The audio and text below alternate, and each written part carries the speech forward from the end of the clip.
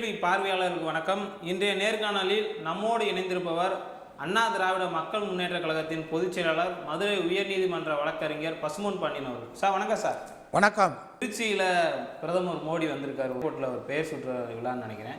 அதில் பார்த்தோம்னா தமிழ்நாடு முதலமைச்சர் மு.க. ஸ்டாலின் அவர்கள் பேசும்போது பாஜகவினர் கூச்சலிட்டதாக ஒரு கருத்து வந்துருச்சு. அதற்கு பதிலடி கூறும் வகையில் ஸ்டாலின் அவர்கள் கருத்து கூறியதாகவும் பல்வேறு கருத்துக்களை பார்க்க முடியுது. அங்கே திருச்சியில் நடந்தது என்னங்க சார்? திருச்சியில் புதிய விமான நிலையத்தை திறப்பதாக கூறி மோடி வந்திருக்கிறார். நீங்கள் அந்த விமான நிலையத்துடைய இதை பார்த்தீங்கன்னு சொன்னால், இவங்க பாரத் மாதா கி ஜே, இதுக்கு ஒன்றும் குறையில்லை. இவங்க கோஷம் போட்டிருக்காங்க. கூலிப்பட்டாலும் காசுக்கு கூவுற கூட்டம் கொடுத்த காசை விட அதிகமாக கூவுறாங்க. அது இருக்கட்டும். பாஜகவும் இல்லை, ஒரு பாலியல் கட்சி. பாஜக கட்சியாக நடந்துக்கு இருக்குது. பாலியல் ஜல்சா பார்ட்டி. அந்த பார்ட்டிக்கு பேர் ஜல்சா பார்ட்டி. கேவலமான ஒரு கட்சி. தமிழ்நாட்டில் உள்ள இந்தியா முழுவதும் இன்றைக்கி மோடியுடைய வாரணாசியில் ஒரு பல்கலைக்கழகத்தில் அந்த படிக்கக்கூடிய மாணவியை 3 பேர் மாறி மாறி கற்பழிச்சிருக்கேன். அந்த 3 பேரும் உத்தரப்பிரதேசத்துடைய முதலமைச்சர் அந்த சாமியார் மொட்டை யோகி கூட படம் எடுத்திருக்கேன், மோடி கூட இருக்கிறான். இப்படி கட்சி தான் தமிழ்நாட்டில் இருக்குது, பாலியல் கட்சி. இது ஒரு பாலியல் பார்ட்டி. இவன் நம்முடைய திராவிட இயக்கத்துடைய போர்வால் தமிழகத்துடைய முதலமைச்சர் பேசும்போது பாரத் மாதா கி ஜி, என்னடா விளக்கமாறு ஜி, பாரத்துக்கும் தமிழ்நாட்டுக்கு என்ன சம்பந்தம்? பாரத் யாரா, அவன் யாரா, அவனுக்கும் தமிழ்நாட்டுக்கு என்ன சம்பந்தம்? அதனால் சம்பந்தம் இல்லாத கட்சி. அவங்க ஏதோ தமிழ்நாட்டில் விளையாட பார்க்குறாங்க, இங்கே நடக்காது. இந்த விமான நிலையத்தை நீங்கள் பார்த்தீங்கன்னா, சென்னைக்கு அடுத்ததாக இருக்கக்கூடிய விமான நிலையம் இந்த திருச்சி விமான நிலையம் 2வது பெரிய விமான நிலையம். இந்தியாவிலேயே 11வது இடத்துல இந்த திருச்சி விமான நிலையம் இருக்குது. சரி, இதை இவங்க சொல்கிறாங்கல்ல, பாரத் மாதாக்கு ஜெயின் கோஷம் போட்டார்ல, மேக் இன் இந்தியான்னு சொன்னார்ல மோடி. ஆனால் இந்த விமான நிலையத்தை வடிவமைத்தது ஆதரியுமா? முனையத்தை லண்டன் நிறுவனம் தான் இதை வடிவமைச்சிருக்கு. அப்புறம் என்ன மேக் இன் இந்தியா, அப்புறம் என்ன பாரத் மாதாக்கு ஜே? என்ன பாரத் மாதாக்கு ஜே? மேக் இன் இந்தியா என்ன? இந்தியாவில் ஒன்றும் டப்பா கூட தயார் பண்ணல, ஒரு பலூன் கூட தயார் பண்ண வக்கத்தை பேலுக மேக் இன் இந்தியாவா பாரத் மாதாக்கு ஜேயா? இதை தயார் பண்ணது 112 கோடி ரூபாயில் இதை தயார் பண்ணதே லண்டன் நிறுவனம். அது மட்டும் இல்லை, இதை தயார் பண்ணி மக்களுக்காக கொடுத்துருக்குற, மக்களுக்கு அதை அனுபவிக்க போகிறேன். நீங்கள் மத்திய விமான போக்குவரத்துறை அரசு கட்டுப்பாட்டில் இருக்கும் 13 விமான நிலையங்களை தனியார் மயமாக்கும் முடிவில் பாஜக மோடி அரசு இறங்கியிருக்கு.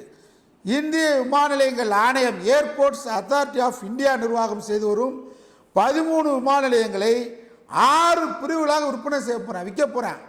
மேக் இன் இந்தியா, பாரத் மாதாக்கு ஜெய் கோஷம் போட்ட கூலிப்பட்டாளமே, காக்கைகள் கூட்டமே, பச்சோந்திகளே, காசுக்காக விலை போகிற நாய்களே, என்ன செய்ய போகிறான் பாரு. அதில் இந்த விற்பனையில் 6 பிரிவுகளில் லாபம் அளிக்கும் ஒரு விமான நிலையமும் நஷ்டம் அளிக்கும் ஒரு விமான நிலையத்தை இணைத்து அதிரடி ஆஃபர், ஒரு சேலை வாங்கினா ஒரு சேலை இனாம். மோடி ஆட்சியில் அதிரடி ஆஃபர். என்ன ஆஃபரு? விற்பனை செய்ய மோடி அரசு முடிவெடுத்துள்ளதாம். உதாரணமாக 2020ஆம் ஆண்டு நிதியாண்டில் திருச்சி விமான நிலையம் 22.85 கோடி ரூபாய் லாபம் அளித்த நிலையில் சேலம் விமான நிலையம் 8.76 கோடி ரூபாய் நஷ்டமடைந்துள்ளதால் லாபத்தையும் நஷ்டத்தையும் இணைத்து விற்க ஏற்பாடு செய்திருக்கிறார் மோடி. அதுக்கு தான் திருச்சிக்கு வந்திருக்காரு. இதுக்கு எதுக்கு நீ பாரத் மாதாக்கு ஜே, விளக்கமா இருக்கு ஜே என்ற ஏடா விற்க போறான்டா? லண்டன் நிறுவனத்துக்கு ஒப்பந்தத்தை கொடுத்து ஏற்பாடு பண்ணியிருக்கேன். அவங்க மேக் இன் இந்தியா ஃபெயிலியரு, தோற்று போச்சு.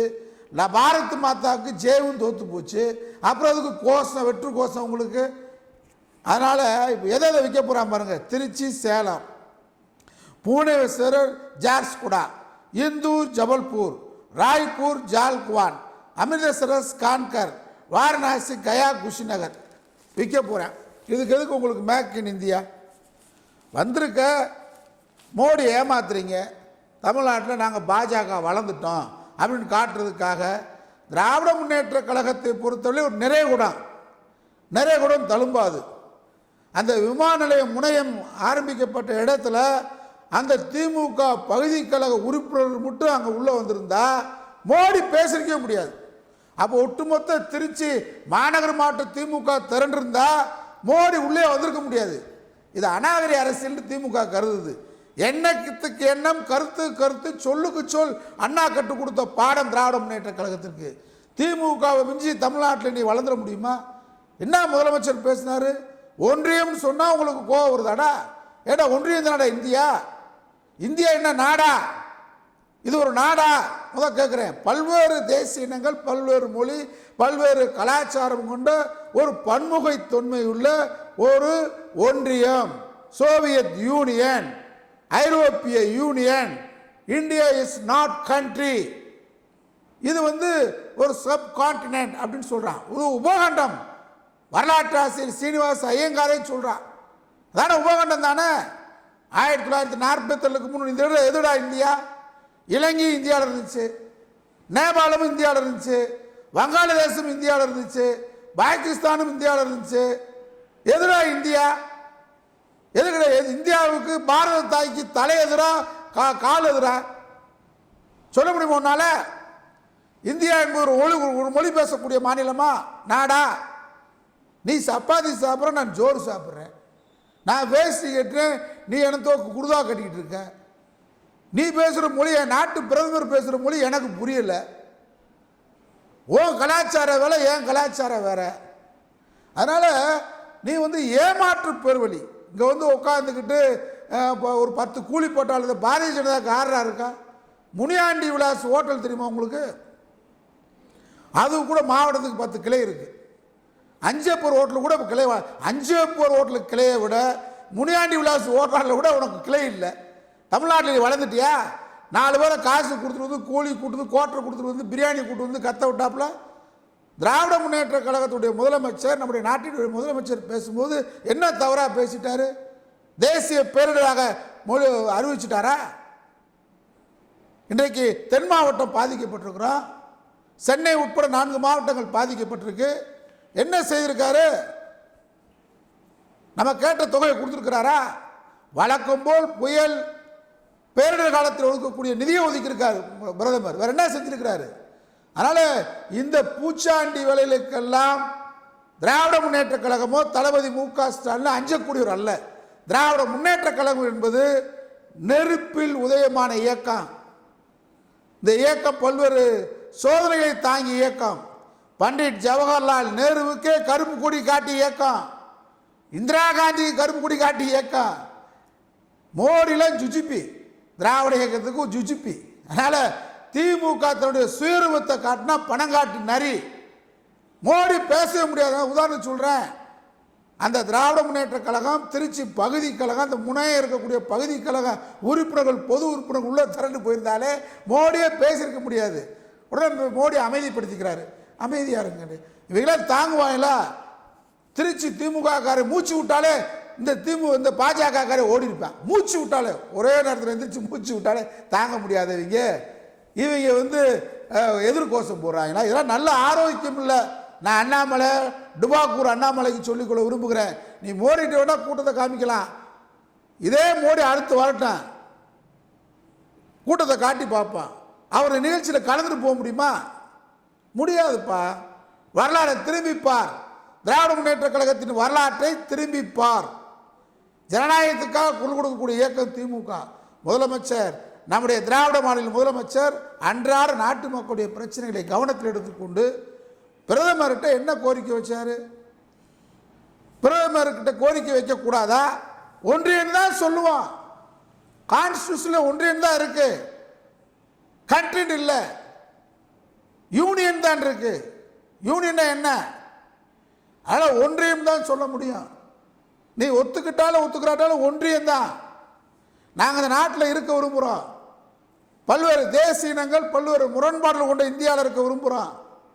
நீ இந்தியாவில் நாங்கள் தொடர்ந்து இருக்கிற விரும்புகிறோம். நீ விரும்பலன்னா முடிவெடுத்துக்கொள். எங்களுக்கு இந்த நாட்டில் பன்முகத்தன்மை உள்ள நாட்டில் வேற்றுமையில் ஒற்றுமையாக இருக்க விரும்புகிறோம். சிறுபான்மை மக்களுக்கு பாதுகாப்பாக இருக்கணும். தமிழ் மொழி மீது பாதுகாக்கப்படணும். இந்தி தான் இந்தியா அப்படின்னு நீ சொன்னால் இந்தியா எங்களுக்கு தேவையில்லை, அப்படி ஒரு சூழலை எங்களுக்கு ஏற்படுத்தாத. நீ தான் எங்களை தள்ளுற. நாங்கள் வேற்றுமையில் ஒற்றுமை காண்ட இந்தியாவில் வாழ விரும்புகிறோம். இதோடைய போக்கு எங்கே போகுது? இதோடைய போக்கு வந்து நாட்டை பிளவுபடுத்துகிற சூழ்நிலைக்கு பாஜக அழைத்து செல்கிறது. அதான உண்மை. பண்டிட் ஜவஹர்லால் நேரு கிட்ட ஒரு இந்து கோயிலை திறந்து வைக்குவாங்கன்னு கூப்பிட்டாங்க. அவர் சொன்னார், நான் மதச்சார்பற்ற நாட்டின் பிரதமர், நான் ஒரு மதத்தினுடைய கோயிலை மட்டும் திறந்து வைக்க வரமாட்டேன். என்னுடைய நம்பிக்கை, மத நம்பிக்கை, கடவுள் நம்பிக்கை என் வீட்டோடு தான் இருக்கும். நான் வெளியில் வரும்போது ஒரு மதச்சார்பற்ற பிரதமராக வருவேன் சொன்னார். நீ அப்படியா இருக்க? என்ன அயோத்தியில் போய் ராமருக்கு கும்பாபிஷேகம், கிறிஸ்துமஸ் விழாவுக்கு வருவியா? சீக்கிரம் குருத்துவாக்கு வருவியா? இஸ்லாமுடைய ரம்ஜான் பண்டிகைக்கு வருவியா பிரியாணி சாப்பிட? இதான நாடு. நீ இந்த நாட்டினுடைய பன்முகத்தன்மையை, மதச்சார்பற்ற தன்மையை, சோசியலிச தன்மையை, சமூக சமநீதி தன்மையை, ஜனநாயகத்துடைய டெமோக்ரட்டை சீர்குலைக்கும் நினைச்சால் நாடு பிளவுபடுத்துவதை பாஜக செய்கிறது. அதான் உண்மை. இந்த நாடு பிளவுபடுவது பாஜக காலத்தில் தடுக்க முடியாது. வரலாற்றுடைய நிர்பந்தம் சொன்னால் அதை யாரும் தடுக்க முடியாது. நாங்கள் இந்துவை எதிர்க்கவில்லை, கிறிஸ்துவத்தை எதிர்க்கவில்லை, இஸ்லாமியர் எதிர்க்கவில்லை, எந்த மதத்துக்கு எதிரானவர்கள் அல்ல. அனைத்து மதத்தினரும் அனைவருக்கும் சமம் சொல்றோம். All are equality before in law. சட்டத்தின் முன்னாடி அனைவரும் சமம். சமூக நீதி, சமத்துவம், இதான் எங்களுடைய கோட்பாடு. திராவிட இயக்கத்தின் கோட்பாடு, பெரியாரின் சிந்தனை, அண்ணாவின் சிந்தனை. இதில் நீ மாறுபட நினைக்கிற, தமிழ்நாட்டில் கூறுபட நினைக்கிற, சாதியின் பேரால், மதத்தின் பேரால், கடவுளின் பேரால் மக்களை வேற்றுமைப்படுத்த பார்க்கிற, நிச்சயமாக இந்த மண்ணில் நடக்காது. அதனுடைய எதிரொலிதான் இன்றைக்கு திருச்சியில் பாஜக நடத்திய அநாகரிக செயல். இந்த அநாகரிக செயல் எதிர்காலத்திலே தொடர்ந்தால் அநாகரிகத்தை அநாகரிகம் மூலமாக சந்திப்போம். சந்தித்தால் பாஜகவோ மோடியோ தமிழ்நாட்டில் இதே எதிர்கட்சியாக இருக்கும்போது மோடியை கோ பேக் மோடின்னு சொன்னான். காரில் வரவே முடியல. சென்னை விமானத்திலிருந்து கிண்டியில் வரைக்கும் ஊர்ந்து தான் வர முடிஞ்சு. அங்கேயும் கருப்பு பலூன் பறக்க விட்டான். அதனால் திராவிட முன்னேற்ற கழகம், திராவிட இயக்கத்துடைய வரலாற்றை திரும்பி பார். திரும்பி பார்த்தால் திருப்பி அடிப்போம். திருப்பி அடித்தால் நீங்கள் தாங்க முடியாது.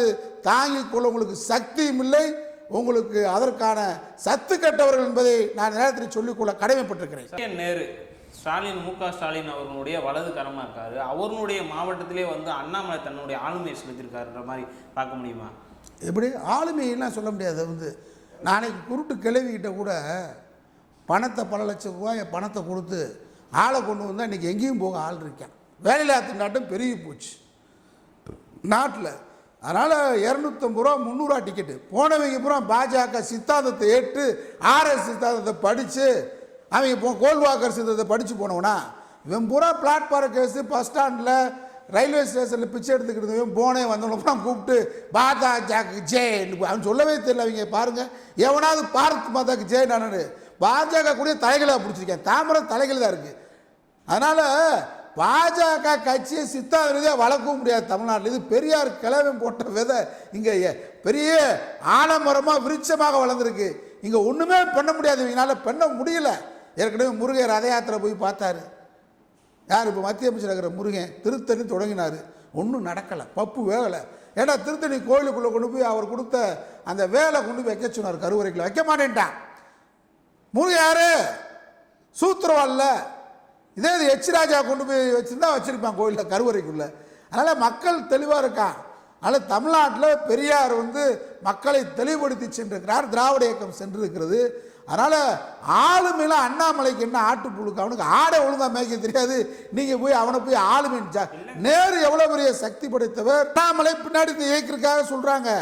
காசு கொடுத்தா யார் வேணாலும் வரலாம், இன்னைக்கு அதான் நிலவரம், கூட்டத்தை சேர்க்கலாம். ஆனால் நிச்சயமாக கொள்கை போர், லட்சிய போர், சித்தாந்த போர் என்கின்ற பொழுது பாஜக தமிழ்நாட்டில் தவிடுபடியாகும் திராவிட இயக்கத்துக்கு முன்னாடி என்பதை நான் சொல்லிக்கொள்ள கடமைப்படுகிறேன். நீங்கள் அண்ணாமலை அவர்கள் வரல அப்படின்ற மாதிரி ஒரு கேள்வி வச்சுருந்தீங்க. அவர் எண்மண் என் மக்கள் யாத்திரைக்கே இந்த மாதிரியான ஒரு கூட்டம் வந்திருக்கா? அந்த கூட்டத்துக்கு தான் வசூல் பண்ணது. ஆடியோலாம் நீங்கள் ஃபோன் ஆடியோலாம் கேட்கலையா? நெறியாளர் எவ்வளோ மிரட்டி வசூல். ஜல்சா பார்ட்டி, அவருக்கு இரவு பாதுகாப்பு தொண்டர் பெண்கள் தான், அவருக்கு பணிவிடை செய்கிறது பெண்கள் தொண்டர்பட தான். அப்புறம் எப்படிப்பட்ட கூட்டம் வரும்னு பாருங்க. ஜல்சா கட்சி, ஜல்சா பார்ட்டி கட்சியில் நீங்கள் அப்படி தான் இருப்பான். அதனால் என் மக்கள் எங்கேயாவது என் மக்கள் என்ன சொல்கிறா, என் மக்கள் இந்த மண்ணை பற்றி பேசுறீங்க, இந்த மக்களை பற்றி பேசுறீங்க, இந்த மக்களுக்கான சித்தாந்தத்தை பேசுறதுக்கான எந்த இடத்துலையாவது தமிழ்நாட்டில் இந்த மக்களை பற்றியோ இந்த மண்ணை பற்றியோ எங்கேயாவது பேசுறீங்க? இந்த மண்ணையும் இந்த மக்களையும் பாதுகாப்பது திராவிட இயக்கம் பெரியார் மண். இங்கே நீங்கள் ஒரு அடி ஒரு கைமண்ணளவு கூட பாஜக எடுக்க முடியாது என்பதை நான் தெளிவாக சொல்லிக்கொள்ள விரும்புகிறேன். நன்றி சார். நன்றி.